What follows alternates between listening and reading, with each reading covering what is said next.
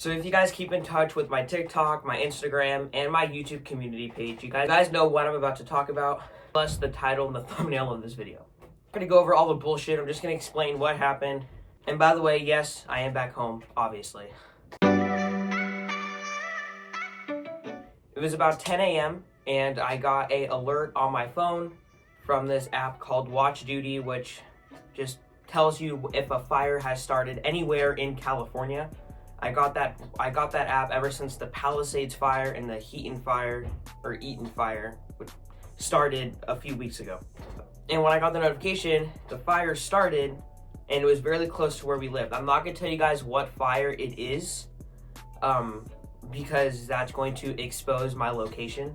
The fire was about 15 minutes that way from where we live, and right behind our house is a bunch of hills. So no houses, just hills and just flat dirt, which is good because when the fire was spreading, or if the fire were to spread big, no houses, it would take a while for the fire to reach the houses. But it's bad because the more just dirt there are in trees and brush, the fire is going to burn and get big and grow quicker.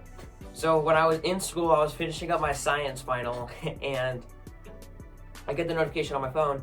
The first thing I do is I tell my teacher that I have to leave class. A few minutes later, I go into my backyard, and this is what I see. I'll pop up a picture of it. It was very small. The fire was at about 50 acres, and my brother and I were home alone, and my mom and my dad were at work about an hour and a half away from where the house is.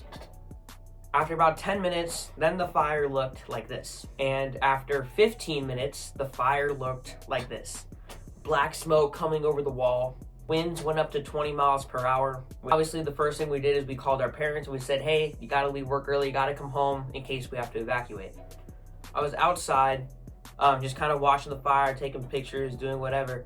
And I was like, you know what? The chances of us having to evacuate is pretty high right now. So I came upstairs and I packed my bags and just the essential stuff that I need. I evacuated one time in my life, and that was my ranch. For those who don't know, we have a ranch with horses, and we evacuated our barn in 2017. I was 7 years old, and I remember it, and it was pretty scary. The ranch is okay to this day, but it's more scary to evacuate your home where you live with all your valuables. So I came upstairs and I packed a few things. It's still packed because literally I just came home. In this bag is all of my jewelry, my money, like my cash, my laptop. In this bag, clothes, shoes, hoodies, pants. This is my camera bag. And then I have a memory box from stuff that I just put in there to this day. I started this when I was like 7 years old. And literally, that's all I brought with me. And then I get a notification on my phone. And at this time, my whole family's home. And then we got a notification on our phone saying we are in involuntarily evacuations. Meaning, hey, you should evacuate your house, but you don't have to. Like, okay, so we were watching the news, hanging out. And by the way, we had a place to go, my grandparents' house, which is like 20 minutes away from here, and their house is pretty big. Actually, it's very big, so we weren't like crammed or anything in there. 10 minutes later, we get Amber Alerts on our phones. I have screenshots of the Amber Alerts, but like I said, I'm not going to show the screenshots because it'll expose my location. But everyone gets Amber Alerts on their phones, and the fire department calls the house saying, you got to go. So we took everything, we put it in the trucks. We have 3 cars. We have 2 trucks, and then we have a Ford Explorer. And we took all 3 cars with us. My mom didn't want to leave any cars behind.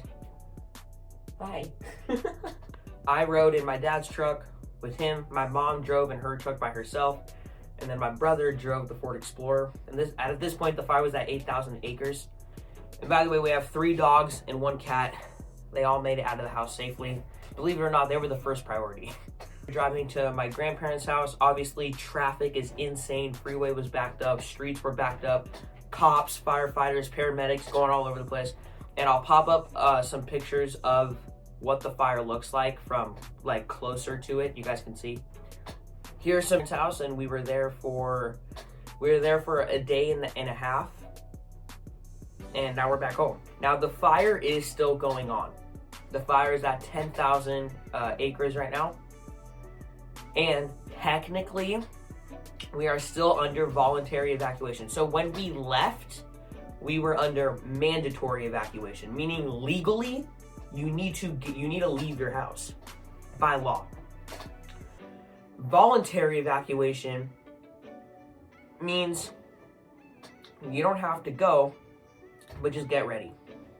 Back at our house, we are still under voluntarily evacuation, but the winds are blowing away from our house, and if we need to leave again, we'll pack up the stuff and we'll go. I don't think it's gonna happen, knock on wood, but if it does, like I said, what are you gonna do? The video is super short, super simple. I just wanted to tell you guys that I'm okay, we're all back at the house, because I posted it on my TikTok, my YouTube, and my Instagram.